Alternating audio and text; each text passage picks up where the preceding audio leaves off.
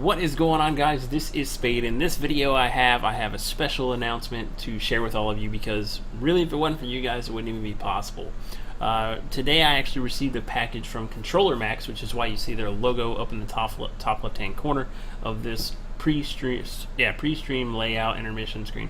But I'm now sponsored by them, full partnership, and they actually sent me one of their CronusMax devices to use. And I approached them because I wanted to use my mouse and keyboard with my Xbox One whenever I received it in November for Advanced Warfare, and I wanted to try it out on my PS3 to see how that was going to work out as well, and a few other things like my Scuff 360 controller on my PS3. And I wanted to see if because there's a lot of skewed opinions about this device. Some are saying that it burns out USB ports and stuff like that, but so far I've used this for about 4.5 hours tweaking settings, and I haven't had one problem. The main problems I had is that it's really difficult to set up, and that's going to actually be a different video. This is just to show you that it is working and that it is very much playable. And also, if you are interested in the device, links will be in the description of the video, so be sure to check that out. Other than that, guys, let's get right into it. So right off the bat, I'm going to show you guys the 360 controller working with everything, and I have my camera set up to where you can see my little area. This is my mouse and keyboard. I have that set up, but this is actually going to be the 360 Scuff controller. As you can see, we'll show it there, they'll show it here, everything else. This is just a 360 Scuff, and we're just going to, I have it set to a really short game. I have it set to 10 points, but we're actually just going to lower it to about 5. We'll just lower that to 5 points. And one of the cool things right now that I'm going to tell you about the software on this is that you can actually change this to,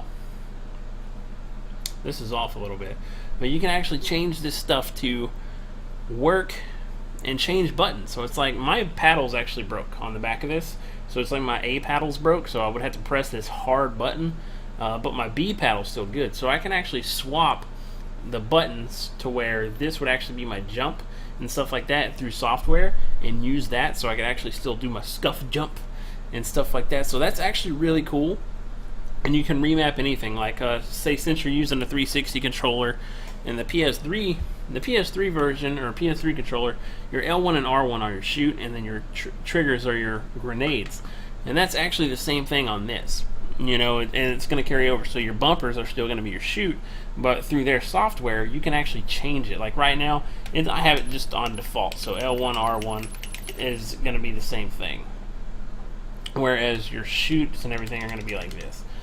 I haven't really changed it. I did change it, but I guess it defaulted back. But we're going to go in here and just start a short game. I'm just wanting to show you guys that this works. It works, and it works very well.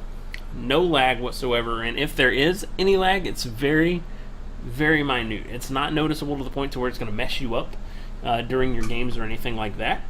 Okay, as you can see, I'm using this is the 360 controller. I'm moving all my classes and everything with this. And so we're actually just going to go in and pick the default right here. And as you can see, I'm using the controller right here in the lower camera. And then I didn't change profiles yet, so I'm still, wow, that's not even hitting the guy.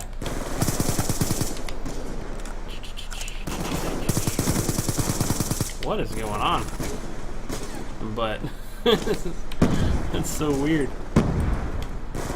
because it's like I'm not even hitting them. There we go. Now we're hitting stuff. Okay, give me one more to finish it up. There we go. Okay, so that wasn't the best interpretation, because it just seemed like the hitboxes weren't working. But as you can see, I mean, it all worked well. Got picked up. And I don't know how this got changed again, but I guess because I loaded up the mouse and keyboard stuff, so it kind of messed that up. But here we go. Now we're going to move on to the mouse and keyboard. And I'm not exactly the best at mouse and keyboard, guys, so bear with me here.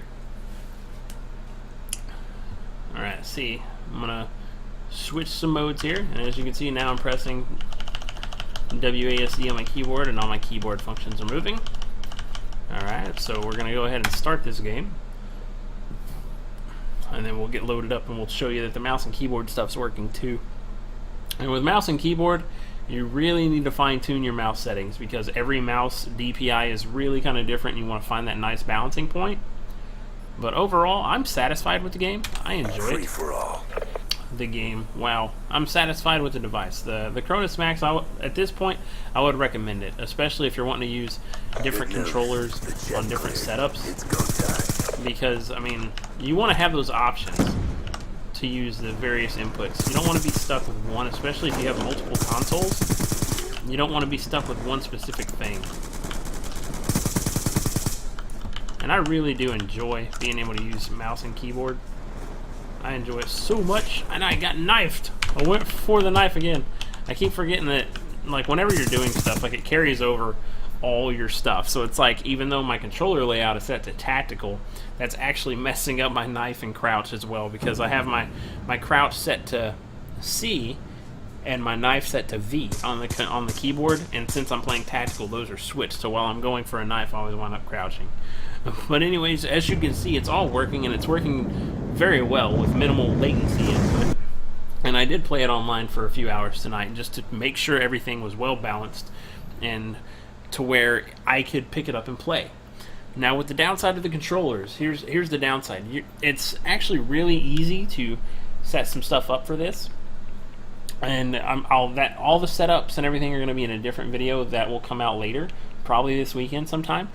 But you can literally use anything. You can use a Wii U Pro controller with any system, anything like that. You can actually use a PlayStation Move and mouse, like a PlayStation Move wand, and then a mouse to play with. You can use anything as long as it's USB or Bluetooth to put into this Cronus and have it work.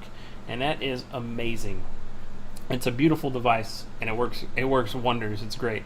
For those of you that are a little kind of on the shady side, you can actually run mods through this. The Cronus device actually comes packed with mods, which I really don't use, and I'm not interested in. I just really wanted to use mouse and keyboard and other controllers.